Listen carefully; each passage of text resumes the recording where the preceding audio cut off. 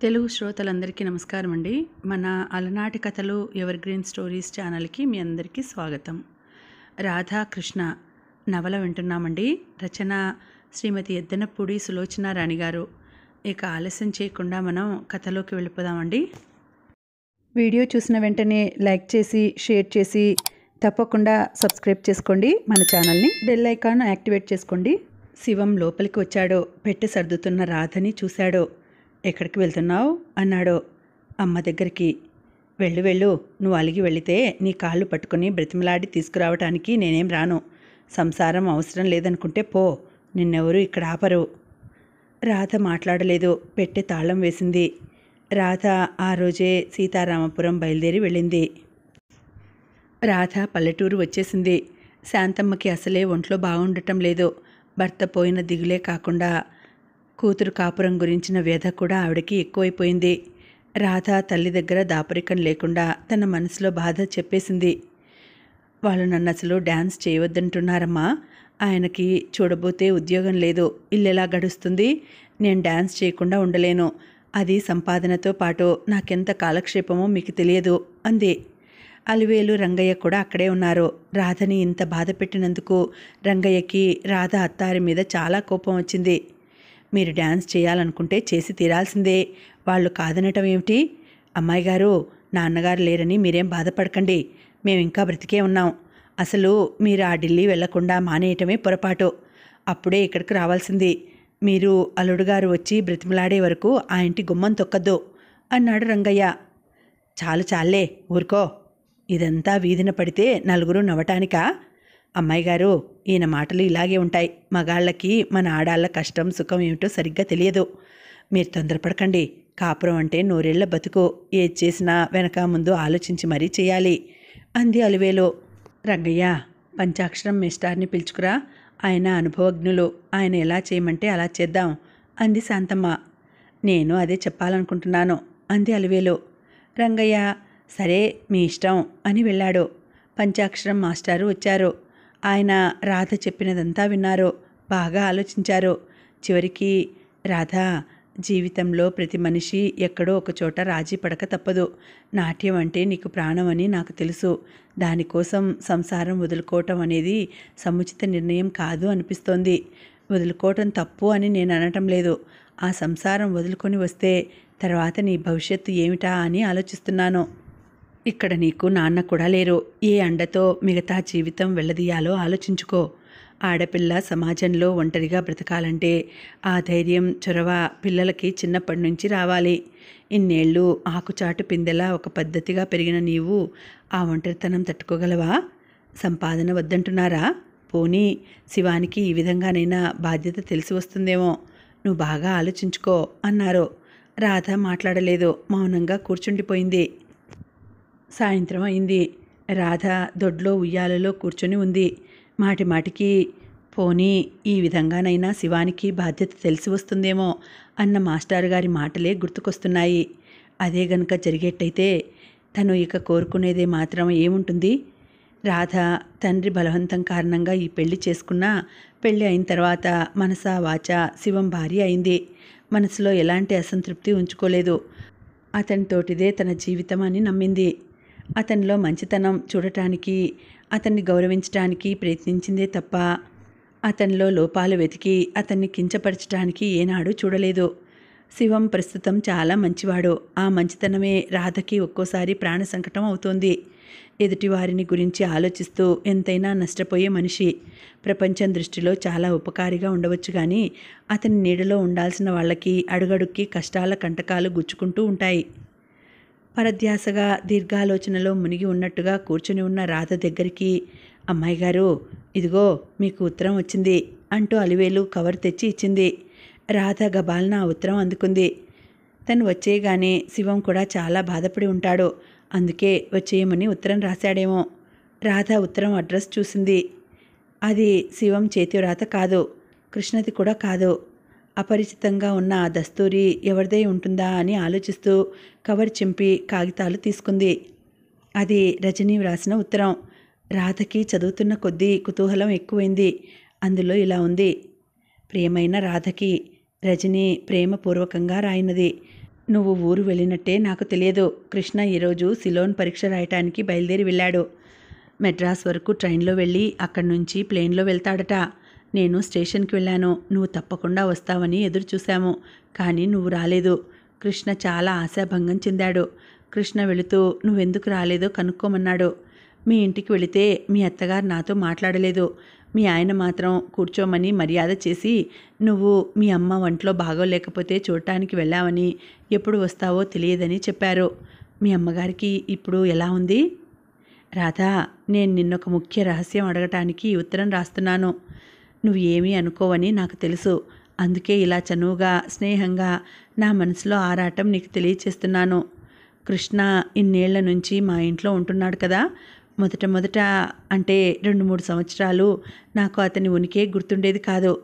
నా సంగతి నీకు తెలుసు కదా. ఎంతసేపు పుస్తకాలు, రేడియోలు, కుట్లు, అల్లికలు, సినిమాలు, ఇవే నా ప్రపంచం. రాధా, నీకు తెలుసో తెలియదో మా అమ్మకి తాతయ్యకి నన్ను మెడిసిన్ చదివించి నన్ను డాక్టర్గా చూడాలని మహా ఇష్టంగా ఉండేది. వరంగల్లో 1 సంవత్సరం చదివి 2వ సంవత్సరం ఇంటికి పారిపోయి వచ్చాను. ఆ శవాలు, వాటిని కోయటం, ఆ శవాలని ఉంచిన కోల్డ్ స్టోరేజ్ రూము, అందులో దొంతర్లుగా పెట్టిన మృతదేహాలు, వాటిని రోజు తీసుకువచ్చి డిటెక్ట్ చేసి మళ్ళీ ట్యాంక్లో పడేయటం, మర్నాడు మళ్ళీ ఆ నీళ్ళల్లో నుంచి లాగటం, మళ్ళీ పడేయటం, ఆ ముక్కలు పగలగొట్టే దుర్వాసన. అబ్బా! జీవితం అంటే ఉన్న మమకారాన్ని ఈ డాక్టర్ చదువు నిర్దాక్షిణ్యంగా ఖూనీ చేసి చంపేస్తుందనుకో. ఆ రోజుల్లో రాత్రివేళ కళ్ళు మూసుకుంటే చాలు ఆ శవాలు కలలోకి వచ్చి డ్యాన్స్ చేసేవి. అది భరించలేక చదువు మానేసి పారిపోయి వచ్చి నేను అమ్మ చేత ఆ సంవత్సరం అంతా తిట్లు తిన్నాను. పాపం మా అమ్మ నేను పెద్దయ్యాక ఫలానా డాక్టర్ గారి తల్లి అనిపించుకోవాలని ఎంతో ఆశపడింది. ఆవిడ ఆశని నేను నెరవేర్చలేకపోయాను. నన్ను డాక్టర్ చేయలేని అమ్మ కనీసం నాకు కాబోయే భర్త అయినా డాక్టర్ అయి ఉండాలని, డాక్టర్ గారి తల్లి కాలేకపోతే డాక్టర్ గారి అత్తగారు అనైనా అనిపించుకోవాలని తీర్మానించుకుంది. దానికి తగ్గట్టు కృష్ణ మా ఇంట్లో చదువుకు వచ్చి చేరాడు. అమ్మ అభిమానం ఇక అతని మీద వర్షంలా కురవసాగింది. నిజం చెప్పాలంటే మొదట చాలా రోజులు అతన్ని చూస్తే నాకు ఇష్టం ఏమీ ఉండేది కాదు. స్టూడెంట్, అందులో మెడికల్ స్టూడెంట్ అంటే ఎంత టాక్టీకుగా ఉండాలి. ఇతనిలో అసలు ఆ దర్జా దర్పం అనేవి లేనేలేవు. కాబోయే భర్త గురించి నా ఊహలు వేరే ఉండేవి. కానీ రాను నాకు తెలియకుండానే అతన్ని గమనించటం ప్రారంభించాను. గమనించిన కొద్దీ అతను నాకు నచ్చటం ప్రారంభించాడు. ఇతను ఇప్పటి అబ్బాయిల్లా చూపుల గుర్రం కాదు, అసలు సిసలైన వ్యక్తిత్వం ఉన్న మనిషి అని గ్రహించాను. అతనంటే నాకెంతో ఇష్టం ఏర్పడింది. అతన్ని కవ్వించాలని, ఆట పట్టించాలని ఎంతో చూశాను. నా ఆటలేవి అతను సాగనీయలేదు. దాంతో అతనంటే నాకు మరీ ఇష్టం ఏర్పడింది. అతనికి నేనంటే ఎందుకు ఇష్టం లేదని ఎంతో చూశాను. నాలో అతనికి నచ్చిన విషయాలేమిటి అని బాధ కలుగుతోంది. రాధా, కృష్ణ చిన్నతనం నుంచి నీకు బాగా తెలుసు కదా. అతనికి ఆడపిల్ల ఎలా ఉంటే ఇష్టమో చెప్పవు. అతనంటే నాకెంతో ఇష్టం. అతని కోసం ఏ విధంగా మారమన్నా మారటానికి సిద్ధంగా ఉన్నాను. అతను సిలోన్ నుంచి తిరిగి వచ్చేసరికి అతను కోరుకున్న విధంగా నేను ఉండాలి. నాకు కాస్త సలహా ఇవ్వవు? తప్పకుండా ఇస్తావని ఆశతో ఈ ఉత్తరం రాస్తున్నాను. నీ జవాబు కోసం 1000 కళ్ళతో ఎదురు చూస్తుంటాను. నీ రజని. ఆ ఉత్తరం చదవటం ముగించేసరికి రాధ పెదవుల మీద చిరునవ్వు విచ్చుకుంది. నవ్వు ముఖంతో ఆ ఉత్తరం మరోసారి చదివింది. రాధ లేచి వెళ్ళి అప్పటికప్పుడే రజనీకి జవాబు రాసింది. రజనీ, నీ ఉత్తరం అందింది. నువ్వు నీ మనసులో మాట నాకెప్పుడో చెప్పి ఉంటే ఈ పాటికి కృష్ణ నీ కొంగు పట్టుకొని తిరిగేలా చేసేదాన్ని. మా కృష్ణ మిగతా అన్ని విషయాల్లో చాలా తెలివిగలవాడే గాని ఆడపిల్లల విషయంలో మాత్రం ఒట్టి ముద్దబ్బాయి. నీ ఉత్తరం చదవగానే కృష్ణకి ఆడపిల్లలు ఎలా ఉంటే ఇష్టమా అని ఆలోచించాను. అతను నాతో స్వయంగా ఎన్నడూ చెప్పలేదు. కానీ ఒక్కోసారి అతను మాటల సందర్భంలో చేసే కామెంట్స్ని బట్టి నేను గ్రహించాను. ఉదాహరణకి మేమిద్దరం ఏ పని మీదనైనా బజారు వెళ్తున్నామనుకో, మా ఎదురుగా బిగుతైన బట్టలతో అత్యంత అధునాతనంగా డ్రెస్ చేసుకున్న అమ్మాయి ఎదురుగా వచ్చిందనుకో, ఆ అమ్మాయి డ్రెస్సు ఎంతో బాగుంది కదూ అని నేనంటే అతను నాతో వెంటనే నాకు ఆడపిల్లలు ఎప్పుడూ చీర జాకెట్లోనే బాగుంటారు, మిగతావి ఏవి బాగుండవు అనేవాడు. నేనెప్పుడైనా పూలు పెట్టుకోకపోతే ఈరోజు నువ్వు పూలు ఎందుకు పెట్టుకోలేదు, ఆడపిల్లకి పూల కంటే అందమైన ఆభరణం ఇంకేదీ ఉండదు అనేవాడు.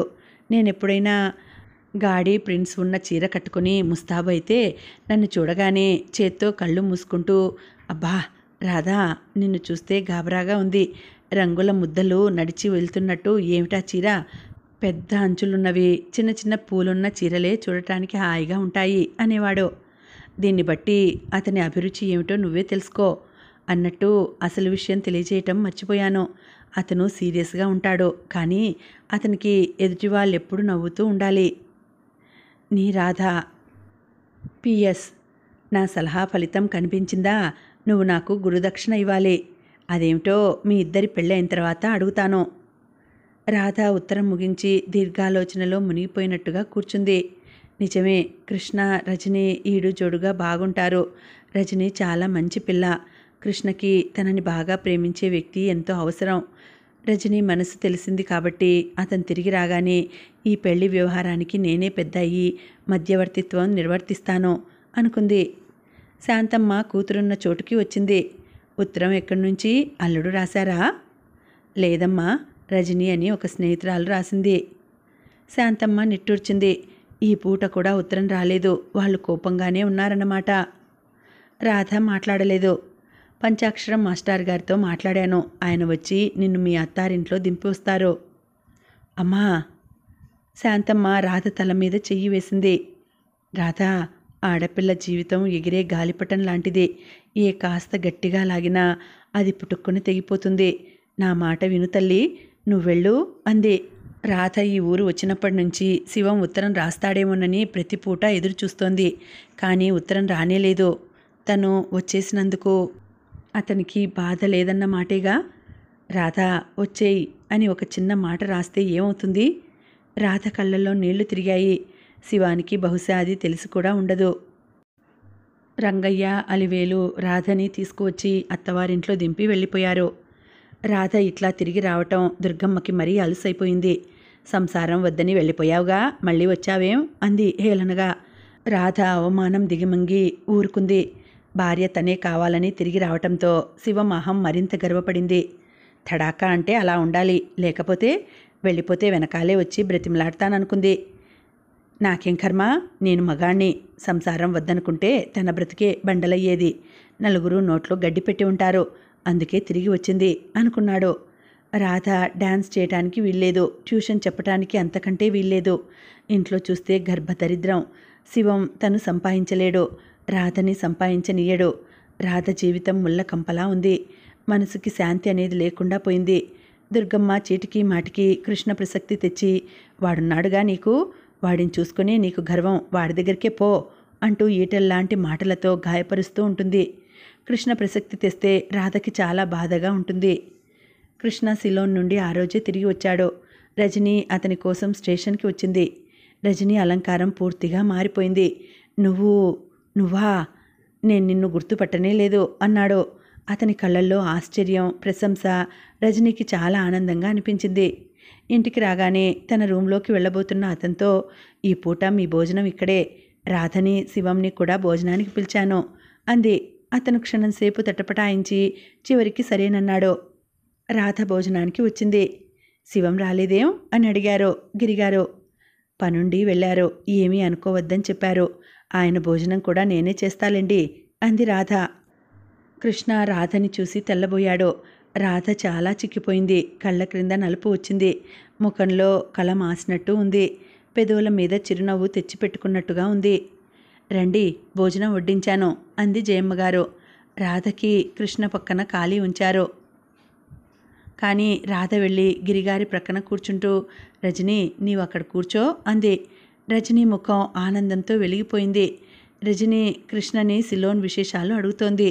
అతను చెబుతూనే ఉన్న మధ్య మధ్యలో అతని దృష్టి రాధ వైపే మళ్ళుతోంది. ఈ కొద్ది రోజుల్లో రాధ ఇంత చిక్కిపోయిందేమిటి అని అతను ఆశ్చర్యపోతున్నాడు.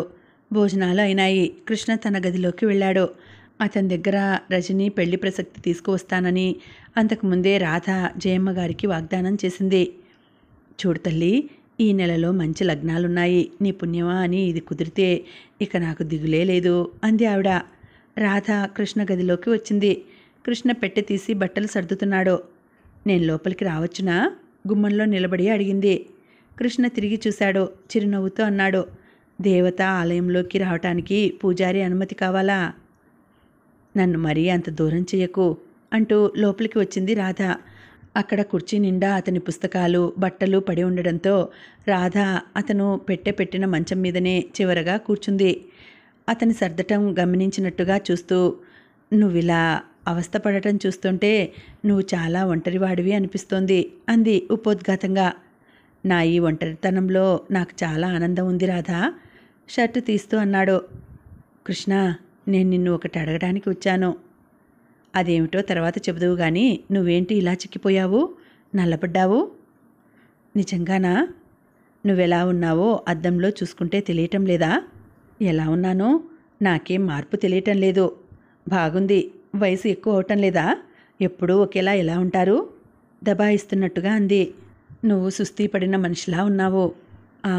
అన్నట్టు మర్చిపోయాను. నిజమే, నువ్వు వెళ్ళిన తర్వాత జ్వరపడ్డాను అని అబద్ధం ఆడింది. ఏం జ్వరం? ఎన్నాళ్ళు? ఏమో నాకు తెలియదు. 4 రోజులుండి అదే తగ్గిపోయింది. 4 రోజుల జ్వరానికే ఇంత మార్పా? నీకు తెలియకుండా లోపల ఇంకా చాలా రోజులు ఉండి ఉంటుంది. అతను రాత దగ్గరికి వచ్చి నాలిక చూపించమన్నాడు. గడ్డం పట్టుకుని క్రింద కన్రెప్పని వేలితో లాగి చూశాడు. నువ్వు చాలా ఎనీమిక్గా ఉన్నావు రాధా, అశ్రద్ధ చేశావంటే మంచంలో పడతావు హెచ్చరించినట్లుగా అని వెళ్ళి గబగబా టేబుల్ సొరుగు లాగి కాగితం తీసి మందులు రాసి తెచ్చి ఇచ్చాడు. నేనిప్పుడు నీ దగ్గరికి మందుల కోసం రాలేదు అంది. నువ్వు ఏ పని మీద వచ్చినా నేను చెప్పాల్సిన మొదటి మాట చెప్పాను. అతను పెట్టే అడుగు నుంచి ఒక పెయింటింగ్ తీశాడు. రాధా, ఇదిగో అని తెచ్చి ఇచ్చాడు. రాధ అది తీసుకొని చూసింది. బుద్ధుడు భిక్షాపాత్ర పట్టుకుని ఒక వాకిట ముందు నిలబడి ఉన్నాడు. ఆయన కళ్ళల్లో ప్రశాంతత, నిర్లిప్తత కొట్టొచ్చినట్టుగా తెలుస్తున్నాయి. చాలా బాగుంది. ఇది ఎవరికి తెచ్చావు? ఇంకెవరికి తెస్తాను, నీకే. మరి రజనీకి? రజనీకా? అతని కళ్ళు క్షమార్పణగా చూసినాయి. తగ్గు స్వరంలో అన్నాడు. సారీ రాధా, నా మనసులో నువ్వు తప్ప ఎవ్వరూ గుర్తులేరు. నేను ఎప్పుడు ఎక్కడికి వెళ్ళినా నీ కోసం ఏదైనా తేవటం అలవాటు. ఆ ప్రకారమే తెచ్చాను. నువ్వు ఆ రోజు స్టేషన్కి రాలేదు. ఎందుకు రాలేదా అని సిలోన్లో ఉండగా ఎన్నో అనుకున్నాను. నేను సిలోన్ వెళ్ళగలిగానంటే నువ్వేగా కారణం. నేనేం చేశాను? నువ్వేం చేయలేదు చెప్పు. నేను ఈరోజు డాక్టర్గా నిలబడ్డానంటే అది నువ్వు చేసిన ఉపకారం కాదా? కృష్ణ, రాధా, నీ పెళ్ళి అయిపోగానే నేను ఇక్కడ డాక్టర్ చదువు మానేయాలని అనుకున్నాను. నాకు దాని మీద ఇంట్రెస్ట్ పోవటం ఒకటి, డబ్బు సమస్య ఇంకోటి. కానీ ఆలోచించగా నిన్ను మర్చిపోవాలంటే ఈ చదువు ఒక్కటే మార్గం అనిపించింది. కానీ డబ్బు ఎలా? డబ్బు నాకు పెద్ద సమస్య కదా. పంచాక్షరం మాస్టర్ గారిని ఎంత వడ్డీ అయినా సరే ఎక్కడైనా అప్పు ఇప్పించమని అడిగాను. ఆయన ఎక్కడి నుంచి తెచ్చారో నాకు తెలియదు. నెల సరిగ్గా టంచనుగా నాకు డబ్బు పంపించేవారు.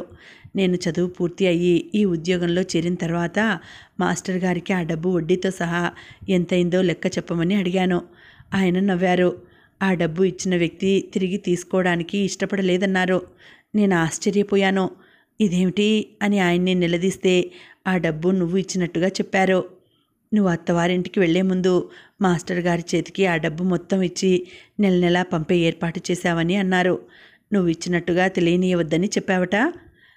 రాధా, నువ్వు నిజంగా మేలు చేశావు. ఆ వేడిలో, ఆ కోపంలో నేను ఆ డబ్బు నీది అంటే ముట్టుకునేవాడినే కాదు. ఓ చెంప కాలదన్నిన నువ్వే మళ్ళీ ఇలా అజ్ఞాతంగా నిలబడి చేయూత ఇచ్చి నిలబెట్టడంలో నీ మనసేమిటో నాకు అర్థం కాలేదు. ఇప్పుడు చెప్పు, నాకింత ఉపకారం చేసి నా భవిష్యత్తుకి రాచబాట వేసిన నిన్ను నేను తలుచుకోవటంలో అతిశయోక్తి ఏమైనా ఉందా? రాధ పెయింట్స్ చూస్తున్న నెపంతో కళ్ళు క్రిందికి వాల్చుకుంది.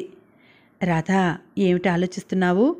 నీ చిన్ననాటి స్నేహితుడిగా నిన్ను గుర్తు చేసుకునే అధికారం కూడా నాకు లేదా? రాధ మాట్లాడలేదు, తలెత్తలేదు. అతను దూరంగా వెళ్ళాడు. కుర్చీ మీద పడి ఉన్న షర్టు తీసి హ్యాంగర్కి తగిలిస్తూ అడిగాడు. ఇప్పుడు చెప్పు, పని మీద వచ్చానన్నావు, ఏమిటది? నువ్వు పెళ్లి చేసుకోవాలి కృష్ణ. నేను పెళ్లి కూతుర్ని ఎన్నిక చేసి రెడీగా ఉంచాను. అతను చేస్తున్న పని ఆగిపోయింది. నిటారుగా నిలబడి రాధ వైపే చూస్తున్నాడు. రాధ గబగబా ఉత్సాహంగా చెప్పింది.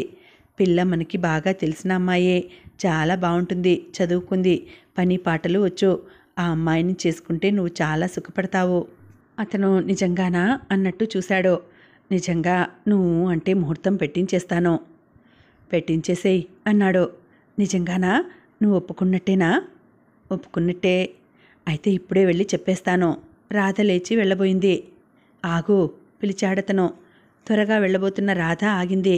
తల తిప్పి ఏమిటి అన్నట్టు చూసింది. కానీ ఒక్క షరతు అని చెప్పు. ఆ అమ్మాయి 4 సంవత్సరాల వరకు వాళ్ళ తల్లి తండ్రి దగ్గరే ఉండాలి. నెలకి ఎంత డబ్బు ఖర్చు అవుతుందో అడుగు.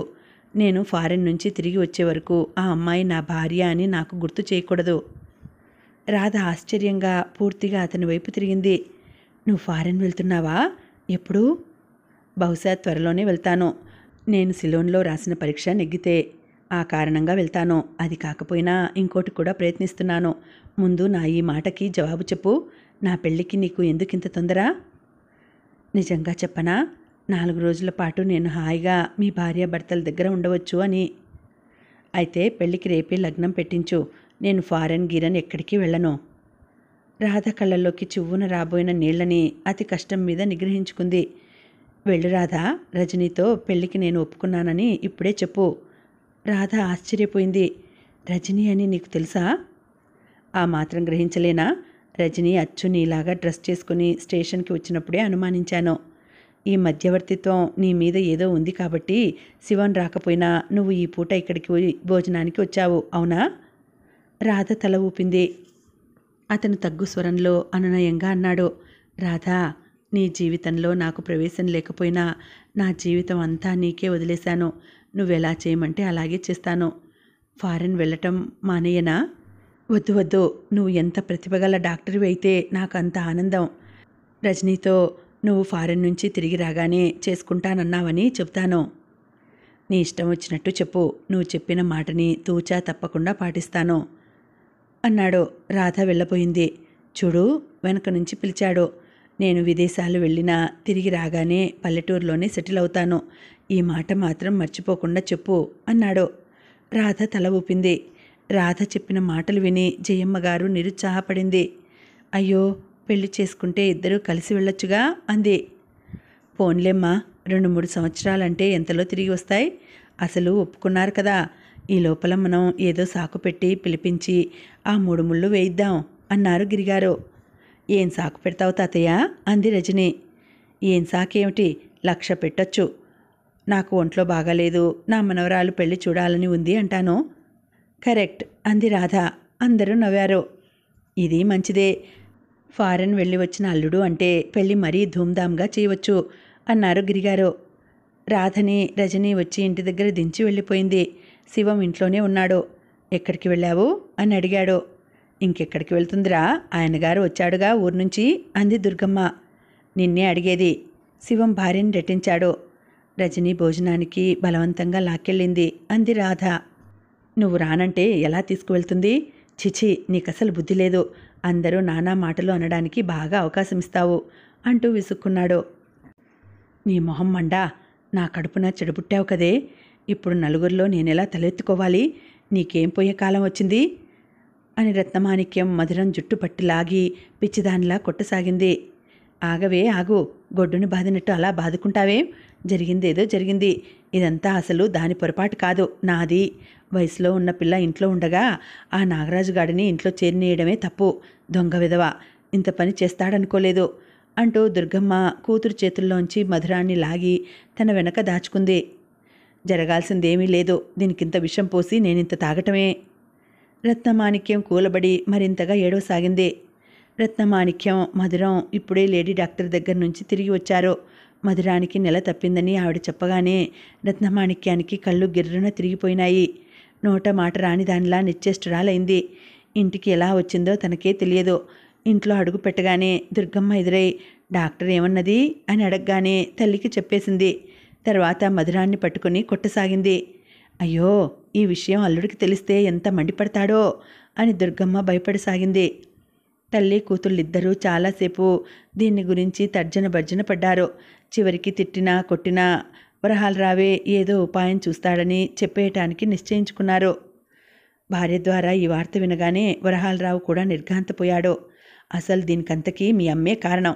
వాడిని ఇంట్లో చేర్చింది, మన కొంప నిలువునా ముంచాడు అంటూ మండిపడ్డాడు. ముందు ఈ గండం నుంచి బయటపడే మార్గం ఏమిటో చూడండి అంది రత్నమాణిక్యం. మార్గమేముంది, ఏ డాక్టర్నో పట్టుకోవాలి. ఇలాంటి లొసుగు వ్యవహారాలంటే చాలా డబ్బు అడుగుతారు. అది కూడా ఎంతో గుట్టు చప్పుడు కాకుండా అవ్వాలి. ఇదేదైనా బయటకు వస్తే దానికి ఇక పెళ్ళి అవ్వదు. రత్నమాణిక్యం ఏడవసాగింది. ఛ, నోర్ముసుకో, వెధవ ఏడుపు నువ్వును. ఒక్కగానొక్క పిల్ల, దాన్ని సరిగ్గా చూసుకోకుండా నువ్వు చేసే నిర్వాకం ఏమిటి? ఈ విషయం గురించి తర్జన భర్జనలు జరిగాయి. చివరికి తెలిసిన డాక్టరు కృష్ణ చేతిలో ఉన్నాడు కాబట్టి అతని ద్వారా మధురానికి వచ్చిన ఈ ఆపద గట్టెక్కించాలని అనుకున్నారు. ఇది రాధ ద్వారానే కావాలి. రాధ ద్వారా అడిగిస్తే అతను కాదనడు అనుకున్నారు. శివం వచ్చి రాధకి చెప్పాడు. నేను అడగటం ఏమిటి? మీ అక్కయ్యనే వెళ్ళి అడగమనండి అంది రాధ. అబ్బబ్బా, అక్కయ్య అడిగిన దానికంటే నువ్వు అడిగితేనే ఈ పని అవుతుంది. వాళ్ళ ఆపదలో ఉంటే ఆదుకోవాల్సిన బాధ్యత మనకు లేదా అన్నాడు శివం. చివరికి రాధ, రత్నమాణిక్యం, వరహాలరావు కలిసి మధురాన్ని కృష్ణ దగ్గరికి తీసుకువెళ్లారు. వరహాలరావు కృష్ణ చేతులు పట్టుకున్నాడు. బాబూ, ఇవి చేతులు కావు, కాళ్ళనుకో, మాకు ఒక్కగానొక్క పిల్ల అంటూ బ్రతిమలాడాడు. కృష్ణ తన తోటి లేడీ డాక్టర్ చేత మధురాన్ని పరీక్ష చేయించాడు. ఆమెతో సంప్రదించాడు. తర్వాత వరహాలరావుతో, 1 నెల ముందైతే బాగుండేది, ఇప్పుడు కష్టం, పెద్ద ప్రాణానికి ముప్పు రావచ్చు అన్నాడు. ఏమిటయ్యా, డాక్టర్లు పెద్ద పెద్ద ఆపరేషన్లు చేసేస్తారు, ఇదొక లెక్క.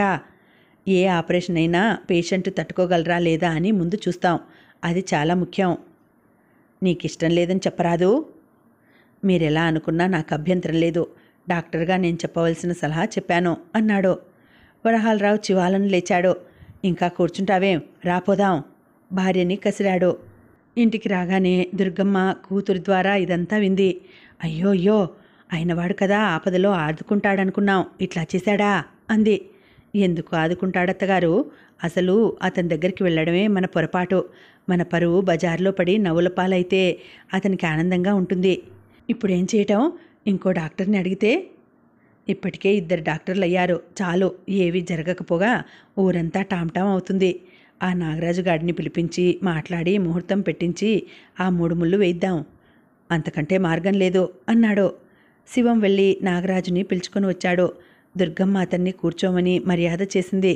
రత్నమాణిక్యం కాఫీ తెచ్చి ఇచ్చింది. నాగరాజు ఈ మర్యాదలకి విస్తుపోతున్నాడు. చివరికి దుర్గమ్మ చెప్పింది, నాగరాజు, మధురాన్ని చేసుకో. నువ్వు సరేనంటే అల్లుడుగారు వెళ్ళి మీ పెద్దమ్మతో మాట్లాడి లగ్నం పెట్టించుకొస్తారు. నేనా? మధురాన్నా? అతను రెప్పలు ఆడించాడు. నాకేముందని మీ మధురాన్ని ఇస్తారు? చదువా, సంధ్య, ఇల్లా, వాకిలా? నా నెత్తిన రూపాయి పెట్టి అమ్మినా అమ్ముడుపోను కదండి. క్రీగంట రత్నమాణిక్యాన్ని చూస్తూ అన్నాడు. నీకంటే గొప్ప అల్లుణ్ణి మేమెక్కడ తేగలం లేదు. ఇదంతా నా పట్టుదలే. మధురానికి కూడా నువ్వంటే చాలా ఇష్టం అంది దుర్గమ్మ. మధురానికి నెల తప్పిందని తెలిస్తే నాగరాజు ఎక్కడ కొమ్మ ఎక్కి కూర్చుంటాడోనని అది చెప్పకుండా పెళ్లి రాయబారం మొదలుపెట్టింది. నాగరాజు కూడా తెలివి తక్కువ వాడేం కాదు. తనని ఈసడించే రత్నమాణిక్యం ఈ పెళ్లికి ఒప్పుకుంటోంది అంటే ఇందులో ఏదో తిరకాసు ఉండి ఉంటుంది. అదేమిటో వాళ్ళు చెప్పటం లేదు. తను కూడా బయటపడదలుచుకోలేదు. అయ్యో, ఈ మాట మీరు ఒక్క 10 రోజుల క్రింద చెబితే ఎంత బాగుండేదండి. మా పెద్దమ్మ నెల రోజులుగా ఒకటే ఉత్తరాలు రాస్తోంది. ఆ ఊళ్ళోనే సంబంధమట, ఒక్కతే పిల్లట, 4 ఎకరాల కొబ్బరి తోట, ఇల్లు ఉందట. అది నాకు కట్నంగా రాసిస్తారట. పెళ్లికి ఒప్పుకోమని చంపుతోంది. నేను 10 రోజుల క్రితమే ఆ సంబంధం సెటిల్ చేయమని ఉత్తరం రాశాను. నిన్ననే పిన్ని దగ్గర నుంచి అంతా సెటిల్ అయింది, నన్ను రమ్మనమని జవాబు వచ్చింది.